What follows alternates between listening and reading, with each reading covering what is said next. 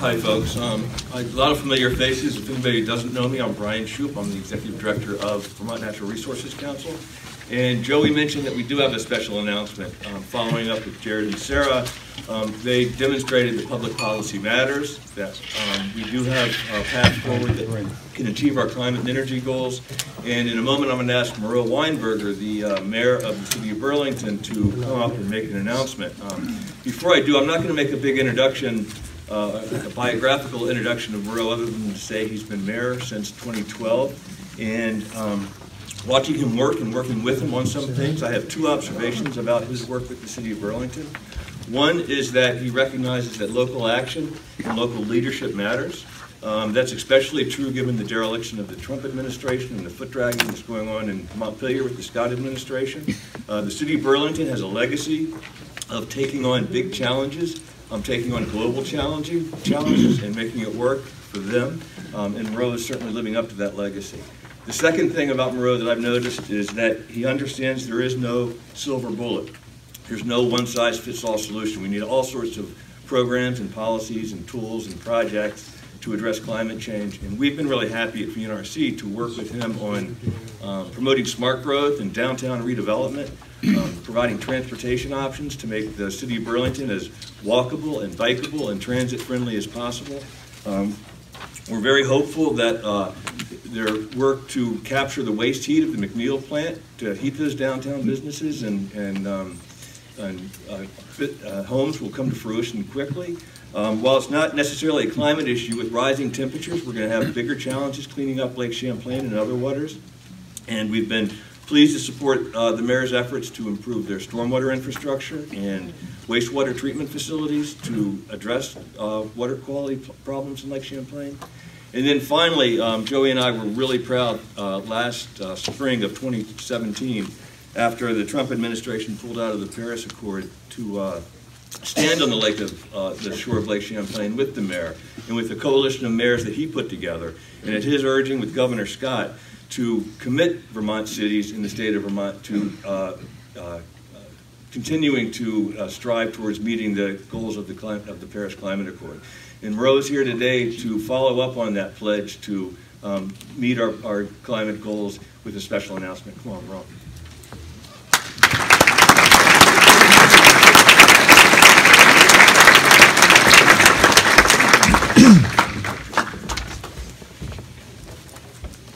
Good morning, everyone. It's exciting to be here with you, and I am excited to share with you a new initiative that we have been working on and that we think can play a significant role in moving Vermont forward urgently, as I think we just saw an outstanding presentation is vitally needed. I really want to thank Jared and Sarah for that presentation. It was really laid out with great visualization and precision, and I think it should help. I want to talk a little bit about my proposal and kind of make the case for it, and I think the graphics that we just saw it should make the case clear, and I think play into, how do we make progress on all those different areas that we're going to need to get to by 2025, that long list of initiatives that need to be done. How do we actually get there? This, I'm going to come out in favor here of a proposal that I think, if implemented, would give a substantial backing to everything we just saw. It's an honor to get to speak to you after Bill McKibben, someone who's done so much for the state and for the world, and I think the challenge that he laid out for, and the way I really like the way he titled it and the way he characterized it, that this is a global fight that requires state and local action, and I'm going to make the case here for a very specific state and local action. I am here to call on Vermont to lead America forward by becoming the first state in the country to establish a revenue-neutral Vermont carbon pollution fee.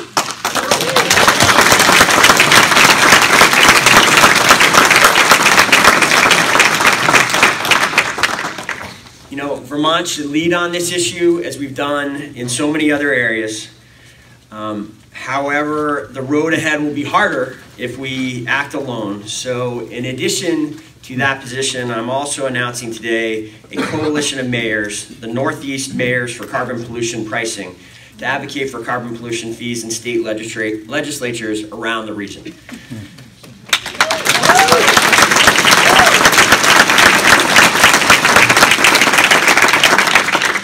So, I know you have other important work to do, so I'll move through this as quick as I can, but I want to lay out the kind of 5 main points about this Vermont carbon pollution fee.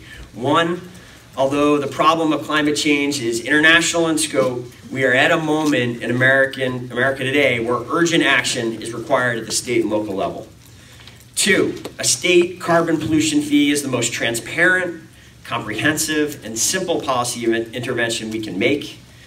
3, a Vermont carbon pollution fee should be implemented in a manner that is equitable, effective, and pro-economic growth.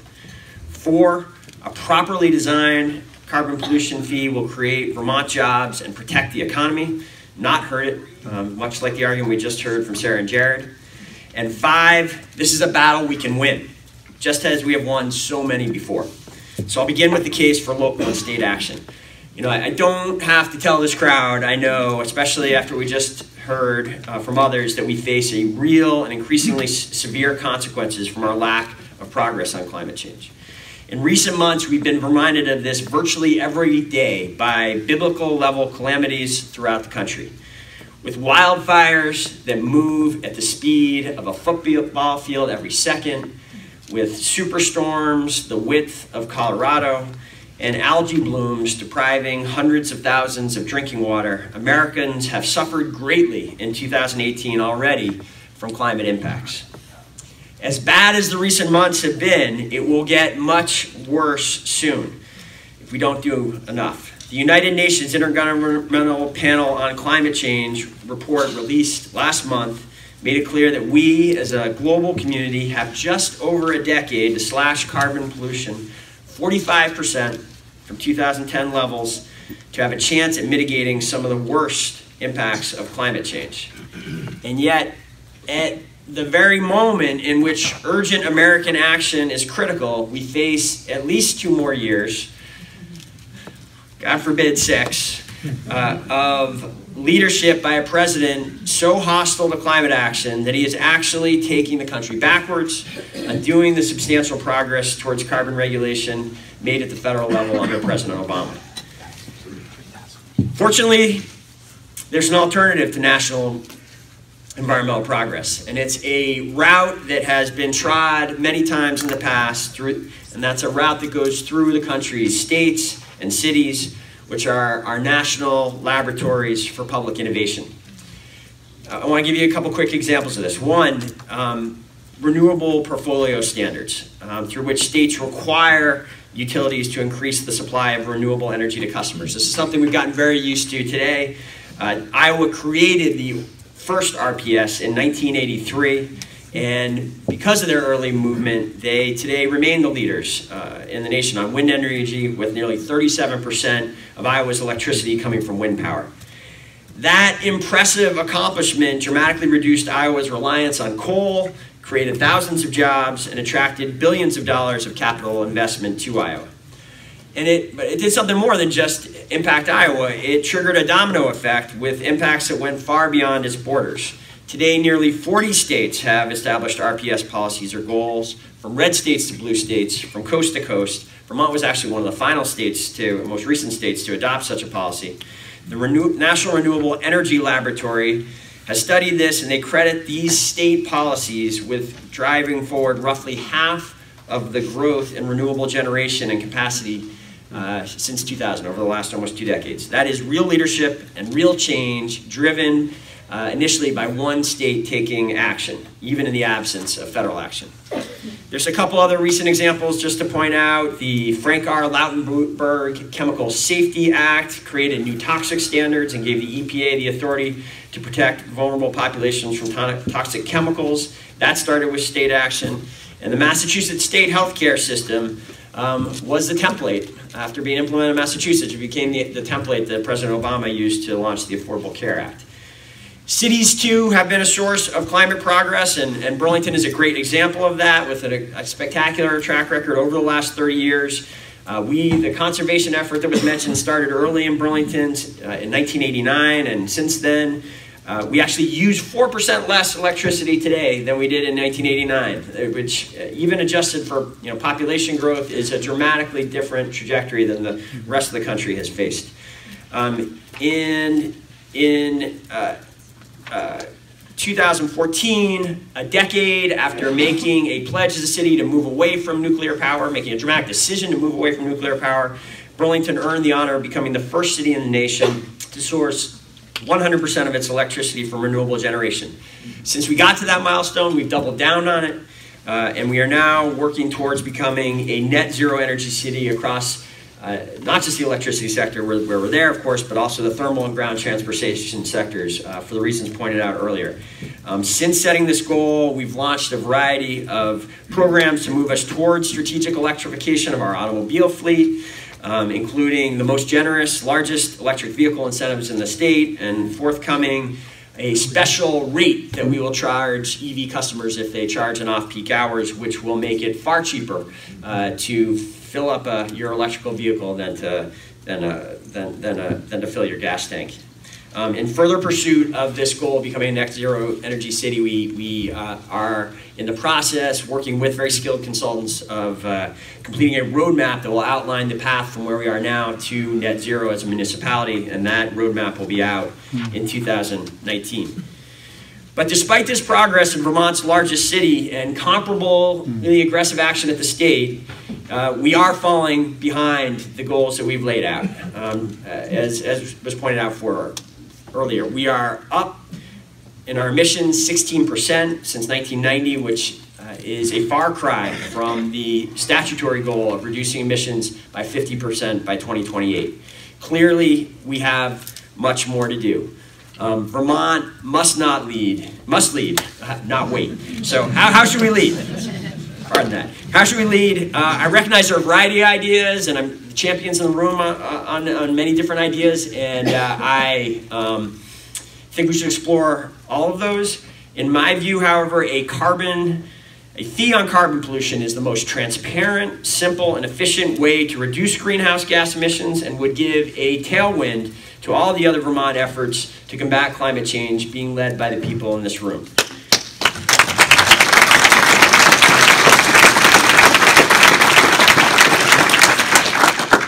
There's been a consensus about the value of this policy among economists for a long time. Caught my attention about 5 years ago, a great Planet Money episode, if you've never heard it, that laid out that, kind of a one-page plan to save the planet, and which involved a carbon fee. That consensus was marked and noted in October when Bill Nordhaus, who was the economist who first came up and did the heavy lifting to kind of lay out how a carbon fee would work, he was given the 2018 Nobel Prize for Economics. It has been exciting to see examples of this academic work leading to on-the-ground progress in countries and regions around the world that have moved forward and implemented this fee. One of the best examples of that is just to the country to our north, in their province of British Columbia. In 2008, they instituted North America's first broad-based carbon tax. By 2015, the province's GDP had grown by more than 17%, so much like some of those other graphs that you saw, the economic growth has continued to go up healthily, while emissions fell by nearly 5%. The other studies since that 2015 figure have credited BC's carbon price with reducing emissions by as much as 15%. And the policy has gained increasing acceptance and support from the public and from businesses who find a carbon fee to be a more predictable and straightforward regulation to plan for than other climate regulations. British Columbia is now in the process of increasing its carbon pollution tax, and the province's work has sparked interest from the Canadian federal government in taking carbon pricing nationwide. Today, our climate initiatives in America take enormous effort, as you all well know, and yet we are in many ways just nibbling around the edges of what needs to get done. In contrast, the strong price signal of a carbon pollution fee offers a comprehensive solution.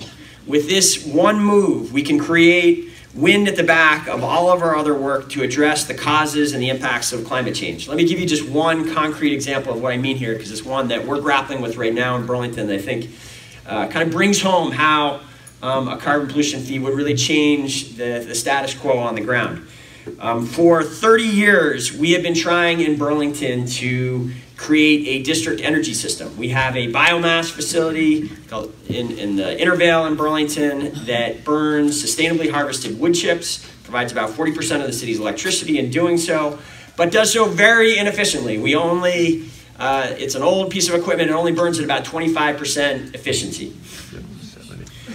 The rest, those other 75% of BTUs, just go off into the atmosphere right now. We waste in heat waste. Through this one intervention, if we are able to capture all of that wasted heat and pipe it into the downtown, into the institutions in Burlington, we would have a major impact on total thermal greenhouse gas emissions. It is the largest single intervention we've been able to find. It would, if we got this done, it would reduce Burlington's total thermal greenhouse gas emissions by 13 to 15%. We have, for the last couple of years, been making another run at this. I'm joined by a number of people from the Burlington Electric Department. We have our general manager, Darren Springer, and Mike Kenner from BED, who came down this morning. And they have been working with a company called Corix, and we're closer to getting to this goal than we've ever been. But it's on the fence of working, and it's because we are competing against artificially low fossil fuel prices that do not factor in the damage to human health and the environment that those fossil fuels will do when they're burned. And that makes it much harder than it should be. With the Vermont carbon pollution fee, the economics of a district energy system in Burlington would be a slam dunk. With a carbon pollution fee, making better choices for our climate would not only be the right thing to do, it would also make economic sense. A fee would impact decisions like whether transit agencies purchase buses that run on diesel or instead on electric power. It would make differences in households whether they purchase another fossil fuel boiler or make the conversion to an electric heat pump. The manner in which a carbon pollution fee is implemented matters as well. In the interest of time, I do think there are three important principles that should be followed, and we'll post materials where I think it's very important that they're equitable, that they're effective, and that it is pro-economic growth. I'll leave to those of you that want to check out our website later to look at the detail of what I mean by that. I do just want to focus for a moment on the economic growth point, my fourth point, which is that a properly designed carbon pollution fee will be pro-economic growth, creating jobs and protecting the economy. You know, I recognize that this point is contested by many, and all too often incumbent industries such as fossil fuel corporations use the idea of a carbon pollution fee as a wedge to divide Americans, to divide Vermonters. You know, in Washington State, they just had a referendum on this, and the fossil fuel companies spent tens of millions of dollars convincing voters that a carbon fee would hurt the economy, despite those graphs that you saw before. But they're wrong that businesses can't thrive under carbon pricing. In fact, we have many examples here in Vermont already of decision makers using a carbon price to evaluate their decisions. Our Public Utilities Commission does it, and many of our most successful companies, Seventh Generation and Ben & Jerry's, already impose a carbon fee on their own operations to support sustainable decision making. If businesses can do this on their own, then so can states. Further, we also see that there are economic costs to inaction that don't get enough attention. Some skeptics will tell you that a fee on the carbon will destroy the economy, but in reality, it is climate change that is creating a devastating threat to our economy. The National Climate Assessment released last week projects climate change damage to be the equivalent of 10% of the GDP by the end of the century if we don't act, which is more than double the effects of the Great Recession. While this damage will clearly dwarf any negative impacts, I believe, of a Vermont carbon pollution fee, I do think there are concerns, legitimate concerns about border impacts, which is why part of a policy that is pro-economic growth is that we need to work vigorously to mitigate any adverse impacts on border town businesses. To that end, while Vermont must lead on this issue, on our own if necessary, this effort will be stronger if our neighboring states join us. And that is why we are launching today the Northeast Mayors for Carbon Pollution Pricing, a coalition of regional mayors that will call on our state legislatures to enter a multi-state agreement to put a price on carbon pollution and to work for a carbon pollution fee that meets the key principles of being equitable, effective, and pro-economic.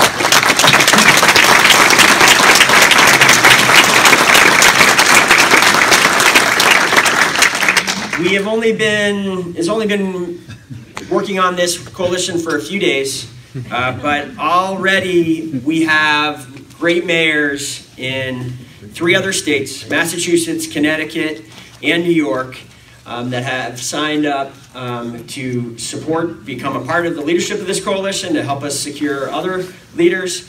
And there are also 2 other Vermont mayors who have already signed, Seth Leonard from Winooski and Montpelier's Ann Watson, who is here with us today.